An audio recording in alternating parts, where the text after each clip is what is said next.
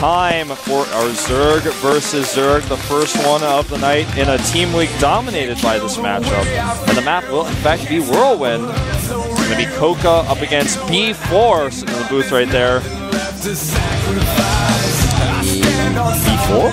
B4 is a nickname he's been given because the way his ID is spelled, because he uses the double and his spelling is double capital B and then double capital B, so people start calling him B4 because it's easier to type. I kind of like that nickname for him though. I did not hear that. Well, good to know. So we have a ZVZ coming up indeed, and Bung Bung kind of has to prove himself now. And it's I don't want to call it a bold decision, but the ZVZ as one of the most important matches in the team battle is actually, yeah, it's a little bit ballsy. In ZVZ, a lot of things can happen. We've seen exciting matches on this map in particular. And of course, if Coca is able to take down another Prime player, then suddenly the score will be 3-1 for the Slayers team. I like that they choose this map because it gets it out of the pool, which means if they want to use, for example, Marine King later, which they likely will, it's not going to be Marine King against a Protoss or a Zerg on a massive map where Marine King and other Terrans have been struggling in the late game. So gets rid of this map, puts it out of the pool, played in a mirror matchup. I love this choice. See if he can tie things up. Coca is looking pretty scary right now. This is the GSTL, the Slayers against Prime, Caldor, and Wolf.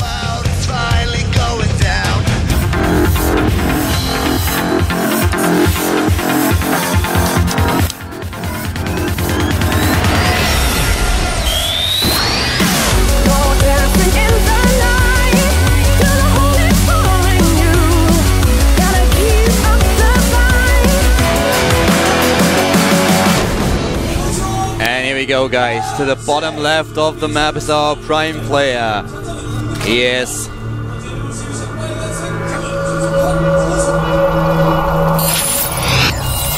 Boom boom! Prime! Sneaking up on you a little bit there. I like that. Is this keyboard really dirty or is that a keyboard cover? It's like one of the I think it's a keyboard cover. I think so. I was like, it's one of the two, but it's kind of ironic. But it's a little bit weird that we actually see him using one. I've not seen a lot of players do that. Here's his opponent, though. Slayers! Coca! That is how the Korean observer zooms. That's how he does it. Our ZVZ on this map, and so far it doesn't look like, no, we have 13 supply already for both of them, so we don't see an early pool. We require more victories. What is... This is scary. That is pretty scary. That guy makes super cheerful, so... Well, it doesn't look like that. No, not quite. But, maybe he will one day. I hope not. Caldor, did you know that there is a very popular haircut, especially in Korea, called the wolf cut? You're kidding me. I am not kidding you. And the wolf cut? The wolf cut, yeah. If you look it up, you will see it's actually... What happened? You toyed around with a couple of scissors and then suddenly you messed your hair up and you called it the wolf cut? It's a haircut that kind of covers a lot of the face.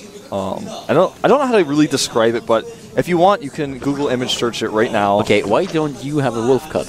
Well, I used to have a wolf cut. In fact, I didn't even know that I had until just recently, but when I was in high school, I had a wolf cut. And it makes sense, actually, now that I think about it. I'm like, I wonder how this was named. Did someone come and find me and say, well, that wolf guy, he's kind of doing this thing. Of course, that's how it happened. That's exactly how it happened. Well, the reason I found this actually was I was searching wolf on Naver. Because I just never did that before, so I went on Naver, which is a Korean search engine, for those of you guys who don't know. You looked for wolf on a... I just was like, well, what happens if I search wolf on Naver? I mean, everybody's searched their name before. I'm not embarrassed, okay? You will probably find out a lot about wolves. The first suggestion that pops up is wolf cut, and I'm like, what is this? Wolf cut. And one of my friends was like, no, it's really quite popular. I was like, wow, this is really just awesome. I learn something new every day. Okay, so we learned a lot about the hairstyles now. Something that's really popular, though, in StarCraft 2 on this map, in the ZVZ, is a hatch first build. Yes. Usually what you can do on a two-player map, well, Zerg usually in this matchup want to start with a hatch first. Basically, that's what you want to do in every single matchup. But on most of the maps, your opponent has the opportunity to start with an early pool, to start with a 10 pool, for example. And ST loves to do it. A lot of other Zerg players have shown it. And Young Prime in his Code A matches used this build 3 times against Sniper. And now, because this is a 4-player match, a 4-player map, and it's a lot harder to scout because the map is really huge, both players started with a 15 hatch immediately. They had exactly the same build up to this point, where we see the Slayers play, where we see Koka with the earlier Baneling Nest. You can even see that both speed timings are completely spot on here. Yeah, you know, on a map like this, sometimes you may see a Zerg try to skip the nest and go straight for a Roach Warren. The natural, though, is really wide open. So even though the rush distance is huge, we're at cross positions, you can still get hit with a big Zergling timing with Banelings and die if you try to cut that out. But some people may. Right now we see a ton of Zerglings on the way for our Prime player. I'm talking about 24 of them right now. 20 additional ones. He's already got the 4 out there. This is going to be really scary to deal with, but with the Baneling Nest in play as well as the Spine, he should be able to defend this if he starts Banelings now, and he does. Heavy aggression. I'm really eager to see how this is going to work out for Boom Boom, because if he tries to attack here, if Koka defends well, he will be so far ahead in this game. He already has a lead in Harvesters, and with Boom Boom getting aggressive right now, if there are Zerglings that can defend again, and there already are a few, but if he defends well against these Zerglings, even with the Baneling Nest on the way, it's not going to be easy. Oh my god. Like Koka's going to sneak 2 Banelings by. No. He goes around the larva so he can kill the larva as well, but he does not succeed. That was actually not really all that well executed. I think he had a pathing problem there. Absolutely, but you know, I'm not sure. It's hard to say. At first I thought, oh, he's going by the larva because everybody likes to keep their Banelings there, because if you lose your Banelings at the larva, you kill the larva at least, but then there was very little larva there, and he didn't really seem to be doing it on purpose, so that may have been the problem. The second Baneling did not make all that much sense. No, with the first one, he knows that he can't kill them with only 1, so yeah, but those Banelings didn't do anything. No, they did not. And this aggression, though, from Boom Boom will be completely shut down, as well as there are 5 Banelings coming out to defend. And this currently leaves Boom Boom with an early attack. He already started to go to Lair immediately when he realized that he cannot do too much damage with this. And he's trying to go in nonetheless. Right now the Banelings are already out. He knows that they are not in position, and he tries to make this work. He actually tries to fight here, but the whoa! I was really scared for a second. The Baneling tries to go in. The Queen is about to be sniped, and he's trying to look for openings. He's like, okay, well, maybe I can sneak in the main base. No, I cannot. The Baneling is in position. Maybe I can get into the mineral line. But Koka defends well. Starts a very late tech compared to his opponent, though. But this is the scary part. Oh, getting very little there. Well done. Well done by Boom Boom. Nice placement with the Spine Crawlers. Target he doesn't fires. see the Spire either. That's really important. He doesn't see the Lair timing or the Spire. He's got an Overlord on the right side that may try to sneak in and Spotless, but it may be too late. He's going right into the Roaches. He's taking the 3rd hatchery as well. And oh, this could be problematic. Not with the Baneling in the mix. Oh, nice. He gets in. He will see the Spire. He knows now, and he's already starting his tech, so he can go for Infestors. He will go for Infestation, but as soon as that Lair finishes, not going to get Roach Speed first.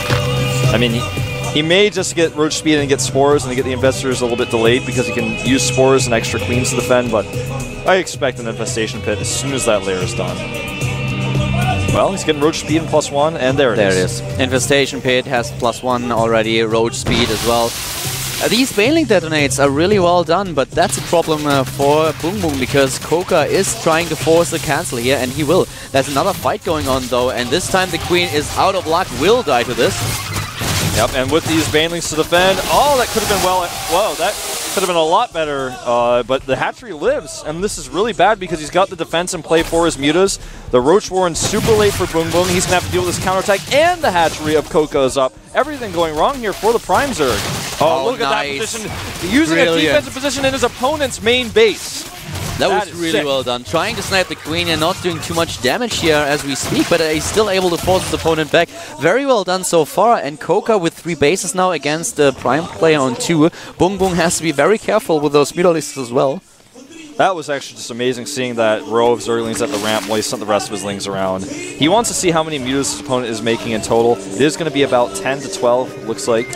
But the problem is the defense is in place. In the Spores now, yeah, he's going to lose an Overlord or 2 in the middle of the map if they get found. But he's got +1 for his Roaches. Roach speed's finishing, Pathogen Glands are on the way, Spores are already up. He's adding additional Queens. He's going to go up to 5 Queens now. This is a game that is far in the favor of Koka. As long as he doesn't make any big mistakes, he should be fine against the Mutas. And his base is so late as well. His third is so late. That's why he's making a macro hatch, which I really like. The gas is going to be a problem. As soon as your opponent is on 3 bases and you are on 2, you will be behind in gas, and this is the crucial thing, especially in a ZVZ. So here it's going to be very, very dangerous for Boom Boom. If he gets fungled, if those Mutalisks die, his gas-heavy units, then Koga will be even farther ahead than he already is. He didn't take gas at his third just yet, is now getting both Extractors, but the first few Infestors are already on their way, and, well, the Mutalisks, they are on the clock here. They can't do too much damage. They kill a few Overlords, but that's all they can achieve now. Yeah, they can't do much. I mean, he's going to be able to use them for small backstab attacks, I suppose. He's splitting them into 2 groups now, which I do like, and is actually going to deny some creep with this because he knows his opponent has a timing where he can attack. I really like that. You guys are not getting a shot of it, but he's killing a ton of tumors right now with his Mutas, which is so cool. I really, really like to see that, and this is that small group of Mutas. He knows he may get fungled. That's why he's engaging this way, where he splits his Mutas into several groups every time. He's trying to see how many Infestors are made. He does not get the chance to do that, but he saves all the Mutas. Really, really well done. I mean, being in a position like this, you have to do what you can with the Mutas, and he has certainly done that. Boom Boom has a little bit more supply overall than Koka, but the problem for Boom Boom is that the tech of his opponent is just so far ahead. He is already done with his Pathogen Glands. He has the Infestors out on the map, whereas Boom Boom just now finished his Infestation Pit. We already have +2 being researched for Koka. Boom Boom has not even completed +1. So a lot of things, a lot of small things working here for Koka, but the overall supply that's still in favor of his opponent. Yeah, he's got the better drone count now. And look at this, just continuing to try to kill these. Oh, and this time he makes a mistake and does not keep his Mutas in 2 groups. Needs to fungal again. Here come the Hydralisks as well. All these Mutas are going to die. And he does use a lot of energy to do this, but this is definitely a much better trade for our Slayer's player. Even takes out the Overseer there. And look at how the supply got closed there. He was significantly ahead in supply, like you mentioned, but now it's dead even. Yeah, resources lost 4,000 against 2,700, so definitely a huge gap in this early stage of the game. The Zergling still trying to go for run-bys, and we have just a couple of Roaches and also Spinecrawlers in position at the 3rd base, so Koka will be able to just to defend here. He's starting with his +1 attack upgrade. As soon as +2 damage attack finishes, the armor upgrade actually, +1 armor. Right. So, yeah. He's got the Hydralisks out. He's got a total of 10 of them. They're going to be really nice to complement the Roaches with the Infestors he has. He's going to really abuse their range. Having that upgrade advantage is so important as well. Koka will soon start his run-by. He has the unit. There it is. He spots the position. He's trying the run-by, but the problem is there are units in position. Yeah, units and spines. He's going to be totally fine against this. Look at that. Baneling hit, not very significant, and this is going to be shut down. And look at the fungals. This is really bad for Boom Boom, but he does try to get a concave. The timing is just beautiful. The concave is better for Boom Boom, but Koka, he has the Hydralisk in his composition as well. He has the attack upgrade, but there might be too many Roaches. He's immediately retreating with those Infestors though, and this is a great decision here. Koka takes the supply advantage. He really trades cost efficient. He has still some Infested Terrans in the mix and is forcing Boom Boom back, but he's trying to remax again. Yeah, he's using the upgrade advantage to trade here. He knows he's going to lose his Hydras, but he wouldn't be able to retreat with them anyways, using the Infested Terrans to buffer as well. The Infestor count right now is actually 8 against 0. 0 out for Boom Boom right now. He lost all of his Infestors in that engagement. And his opponent's energy is already rebuilding. He's in that +1 armor, so he's going to be at 2-1 versus just +1. Burrow is on the way for him now as well. And the supplies, yeah, they're fairly close, but as you mentioned, all the tech is there. The army is there, it's better. The Infestor count is just something he does not have. He didn't lose them. He did not lose the Infestors. The most important part, how often did we see in the past that a Zerg player, doesn't matter against which race, is sticking it out with his Infestors and not trying to at least rescue his support units. This time Koka did it, and therefore he's in the great position where he can engage, where he can use a fungal to force an engagement. There is another base for Boom Boom, a little bit faster. He's going to kill the base at the top. What a fungal. Yeah, what a fungal indeed. His opponent has a better concave, but the unit count is just so low that it may not matter. We have nearly we had nearly the same amount of roaches that Bungu is trying to make a run by happen, while Koka is trying to bully his way up this ramp, now aiming for the third base, taking down these spine crawlers. Oh, the Roach doing Warren. A great job here. He gets the Roach Warren. Yeah, this run by can be successful, but he's sending units home, just a few of them. He saves all his infestors. He's taking out Boom Boom's infestors as they spawn, and every single roach. He has shut down the production. He has camped it, and that's going to be at a fungal reveals all of these roaches. And Boom Boom may be out of luck here. A Spore Crawler. They are borrowed next to a Spore Crawler. This is not going to happen. And then we have units running in at every single mineral line for Boom Boom Prime. He's losing drone after drone. Needs to burrow them. While Koka is on a killing spree. Yep. GG Koka indeed on a killing spree. He had every production facility camped. Any roach that was spawned for Boom Boom was killed immediately. Boom Boom tried to take more bases, try to get ahead in the economy. Couldn't hold his third. Couldn't do anything with the mutas, and his opponent was ahead. Build order-wise, I guess you could say, with all of his upgrades, all of his tech. And Koka, man, looking unstoppable right now. This is working so well for the Slayers team. Koka with 3 wins already. 3-1 against the Prime team. And the air is getting really, really thin for Marine King and his fellow Prime players. This is not going to be easy from there on. Who are you going to use right now? Look at this bench. There are not a lot of players. You have Marine King, you have Maru, but who are you going to use? You don't want to pull Maru out against Koka, but you don't want to use Marine King now. You want to use him last. So there are 2 players left. We're going to find out who they're going to be. I don't think we're going to see a player like Classic or Salmoza. Those guys, no way. I just can't see it. Not with this score. And not with someone who has this much experience as Koka, and putting someone in there who doesn't have booth experience can't be done. They need a heavy hitter now. They need someone who is really able to take a few wins. It's not done with just simply 1 win. They need someone who is not only claiming victory in the next game against Koka, but is also able to take a few maps of the next opponents, of the next players that Slayers is going to send in. Yeah, a sniper is no longer appropriate here. I feel like they may have to take the Marine King card out of the deck and put it on the table right now, because he may be what they need. Because, yeah, he can kill this guy. He definitely can, and then he can kill more players. Yeah, it's not like you want to send him out before it's last, but in this case, he may have to be used, because you can't use Maru here. This doesn't really make sense. Salah was actually a little bit worried before this team match, and he said just a few days ago that he really thinks this is going to be so tough for them, and that is of course about Marine King, but the entire Prime team. We talked a little bit about the players, and he said that just the depth of the lineup, of how good their players are. With Creator, you have a great Protoss player who already lost. You have other players like Bjorn who can really do well, but now suddenly it's the Slayers team. They are ahead. And they still have Prime, Puzzle. Exactly, and Prime has to be really scared here. Who is it going to be? Boom Boom looks very disappointed. See on his face, and it is Marine King. It is time to play the King.